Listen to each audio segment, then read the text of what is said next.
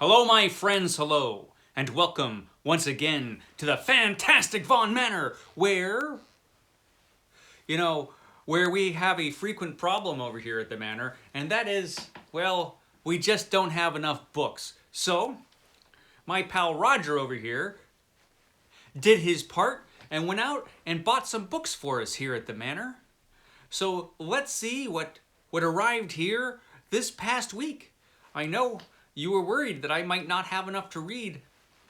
Well, thanks to Roger, we're all set for this week. What came in this week? Well, actually, there were some things that came in that Roger didn't get. There were surprises that came in the mail from Weird House. Weird House is a small press that does limited edition books, and I had never heard of it before, but apparently somehow they had heard of me, and so they sent me 3 books. Weird House did. 3 hardcover editions for my consideration. Okay, I'll consider them. Let's take a look at these hardcover books from Weird House that came into the Manor by surprise. So I got 3 of them, like I said. The first one is from Tony Richards, which is the only author of the 3 that I had previously heard of, but I haven't heard of Tony Richards for a while. But here he is with this fantastic new hardcover book. This is The Howling Terror and Other Lovecraftian Stories by Tony Richards, and it's really cool. Look at that. Really nice cover artwork. Now, sometimes with these small press hardcovers, the quality isn't the best, but this one is actually really nice. It's really good quality, actually. It seems to be, anyway. It's got ribbon marker, which is the sign of a fancy pants book, and it's got nice end papers there, nice and fancy. Now, one of the things about Weird House, apparently, is that they are limited editions. This one's limited. It's a signed limited edition, limited to 100 copies, which doesn't seem like a lot of copies of a book, but limited editions, so there you go. And it's even more limited because they sent one to me for free. So there are only 99 of these floating around, other than this one, apparently, of The Howling Terror and other Lovecraftian stories. This is right up my alley, of course. So of course I'm gonna read this. It looks great. And it's got some really nice artwork in it. Yeah, it's an illustrated hardcover. All of these seem to be. See if I can find another one. Yeah, some really nice illustrations in here. And one of the cool things about it is that they also have a page about the illustrator, about the artist in the back. This is K.L. Turner, who did the illustrations to this volume. So he's got his own page, as well as the author having his own little about the author section. So this is actually a really nice hardcover from Weird House, which took me by surprise. So that's really cool. I'm looking forward to that one. So they sent me 2 others. This one is by Curtis M. Lawson. This is a novel, apparently, called Black Heart Boys Choir. And this has a foreword by S.T. Joshi. It's exactly the same kind of quality as the other one. Really nice. Fancy end papers, ribbon marker. Again, it's limited to 100 hardcovers. Well, 99, because I've got this one. And again, it's got about the artist on the back. This artist is Luke Spooner. And let's see if I can find some of the artwork in this one. Yeah, there we go. Nice and creepy, because this looks like a creepy book. And if S.T. Joshi likes it, it's probably good. He did the foreword. Now this one is interesting. This is by William Makel, and this is Inspector Lestrade. Inspector Lestrade. I didn't know he had his own set of books, but of course he does. The Black Temple and Other Stories, Inspector Lestrade from Sherlock Holmes, of course, but these look like supernatural adventures. Inspector Lestrade had some supernatural adventures. So there you go. Fancy pants, just like the other ones. Let me see. This one has some art as well, and this one has some really nice artwork in it. They did a nice job on these books, I have to say. So I'm glad they sent them to me. Thank you, Weird House. I appreciate that. Let me see here. Oh, that's creepy. That's a creepy one. So, and who does the art in this volume? The art in this volume is done by... They have about the artist page, don't they? If I could find it. Yeah. M. Wayne Miller. M. Wayne Miller. And that's William Maple there. So, yeah, Inspector Lestrade has his own book, The Black Temple and Other Stories. So that's the stuff I got from Weird House by surprise. Some fancy pants hardcovers. But I also got more fancy pants. I got a couple books from Library of America that I was waiting on, which the first one would be The Western, 4 classic novels of the 1940s and 50s. I've been waiting on this one for a bit, and I'm glad to finally have this. This is a very nice Library of America edition that has the Oxbow incident, has The Searchers, Shane, and Warlock. So some classic Western novels there. And I also got Fitzgerald. And this one's extra shiny because I just got this. I haven't taken the plastic off yet. This has The Great Gatsby, All the Sad Young Men, and Other Writings, 1920 to 1926. So, F. Scott Fitzgerald, I know I'm the only one that likes Fitzgerald, apparently, on BookTube. But I think he's great. And all of you other people on BookTube who don't like Fitzgerald, you're all wrong. So those are the fancy pants hardcovers. I did get some other things that are pretty cool. Of course, I'm going to save the best thing for the end. Some other purchases from Roger. Thanks, Roger. By the way, I don't know if you noticed or not, but we didn't get any comics this week. Oh well. What do you do? Roger did get some good other stuff. Star Trek 12. So this completes my James Blish Star Trek collection. This is the one I was missing. This is the one with a very weird cover of the Enterprise, with a very strange, oddly proportioned Enterprise on the cover. So Star Trek 12, that's pretty cool, from James Blish and J.A. Lawrence. J.A. Lawrence got credit on this one, James Blish's wife, who apparently helped him write a bunch of these books. And I guess Mudd's Angels would be the other book that he did with J.A. Lawrence that has Star Trek adaptions in it. So, but of the main series, this completes it, so that's cool. This next one's really cool. Flashing Swords. Flashing Swords #1. I didn't have this. This is the first of Lynn Carter's Flashing Swords series. I can't remember how many of these there were. I think there might have been 5 or 6 of them. But this has 4 great sagas of swords and sorcery, with a great Frazetta cover there. Flashing Swords #1. This has Fritz Leiber, Paul Anderson, Jack Vance, and Lynn Carter himself. Because Lynn Carter, if Lynn Carter does a book that he edits, an anthology, he has to put a Lynn Carter story in there. Of course he does. So Flashing Swords #1. That's really cool. This next one, somebody mentioned it in a comment. I don't remember who.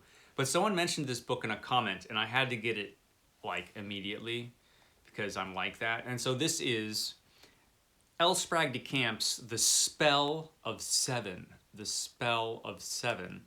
This is magnificent, mind-bending tales of swords and sorcery. So another swords and sorcery anthology. This one from L. Sprague de Camp. And this one's in perfect shape. I was pretty lucky to find this old paperback in perfect shape. But this one has a bunch of cool stories in it.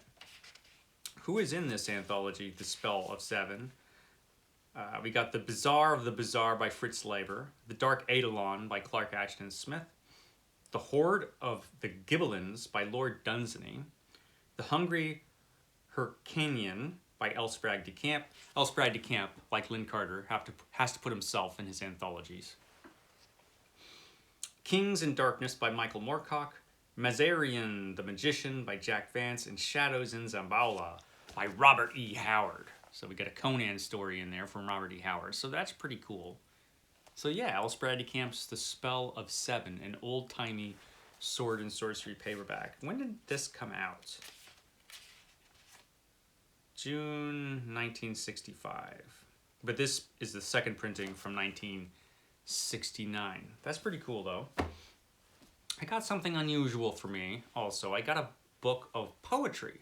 And I saw this book on David's book reviews. I'll try to remember to link that video down below from David's book reviews. This is from N.P. Hunt. This is Immortalized in Ink, a book of poetry by N.P. Hunt, who is a frequent commenter on this dopey channel. So he's a big supporter of mine. So I was happy to get his book, especially since it seems to be a really good book of poetry.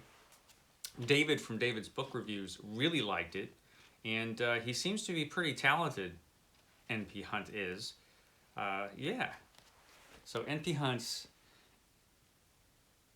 Immortalized in Ink, a book of poetry. So that's extra nice. So I was happy to get that. And I will, like I said, link that video down below so you can check it out. N.P. Hunt actually has a little piece where he talks about this book, and he actually reads a couple of poems in David's videos. So that's worth checking out right there. It's really cool. So there you go. Immortalized in Ink. And this next one, you see, I've got a few more. Roger was busy. So this one is from Ramsey Campbell. This is Just Behind You. Just Behind You. This is a collection of stories to celebrate 50 years of writing. When this came out, Ramsey Campbell had been writing fiction for 50 years. And this came out a while ago. When did this come out? Was it 2008? Let me take a look. It was 2009. So this came out in 2009, a collection of short stories from Ramsey Campbell to celebrate 50 years of writing fiction. Keeps busy, Ramsey Campbell. And this is a pretty nice paperback. Got the French flaps and everything. Good. I would imagine a good collection of stories from Ramsey Campbell. I'm looking forward to reading that. And it's got a cool, creepy cover, which is what you want. It kind of bears a resemblance to a friend of mine over here. So yeah. Just Behind You from Ramsey Campbell. That's pretty cool. Okay. So I said I would save the best for last. And of course that's going to be some ace doubles. Roger got some ace doubles. Ace doubles are the best. So ace doubles, old science fiction paperbacks where you flip it and there's another book because they're doubles. And I think I allowed Roger 2 more boxes of vintage science fiction paperbacks. And I think this pretty much fills up 1 box. So I've got 1 more empty box to fill up with vintage science fiction paperbacks for my vintage science fiction project. Otherwise, the project will just go on past my 90s and I will not survive. So he did get a few of these though, and these are really cool. So this is The Towers of Toron by Samuel R. Delany. I'm not exactly sure what's going on this cover, but it's pretty cool. We've got an invisible lady there and a guy with a robot head. So I don't know what's going on in the Towers of Toron, but it's strange. Flip it over, and it's The Lunar Eye by Robert Moore Williams, where apparently you don't want to fly your spaceship directly over this dome because it will shoot you. Just go around the dome. Don't fly over it. Otherwise, the lunar eye will shoot you down. Apparently, that's what this book is about, the lunar eye. So that's pretty cool. That's one of them. Next, it's The Star Wasps. The Star Wasps. The Star Wasps by Robert Moore Williams.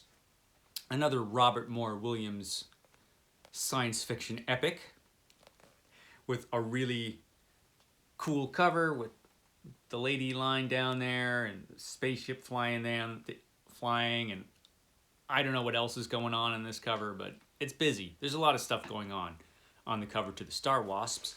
But you flip that over, And you get Warlord of Kor by Terry Carr. Warlord of Kor. I'm not sure if that guy is the Warlord of Kor because I haven't read the book. But yeah, we've got that guy. We've got a robot. Yeah, guy with a ray gun. So a lot of stuff going on in Kor. Warlord of Kor by Terry Carr. Backward World or Secret Outpost of Another Galaxy. I don't know. I won't know until I read this fantastic book. It looks pretty great though. Next, we've got more Ace Doubles. We've got The Wizard of Starship Poseidon by Kenneth Bulmer. The Wizard of Starship Poseidon. These guys are just trying to walk all casual-like in between all these other people, and I'm not sure what's going on. But whatever it is, it's happening to The Wizard of Starship Poseidon, I guess, by Kenneth Bulmer. We flip that over, and we get Let Spacemen Beware by Paul Anderson.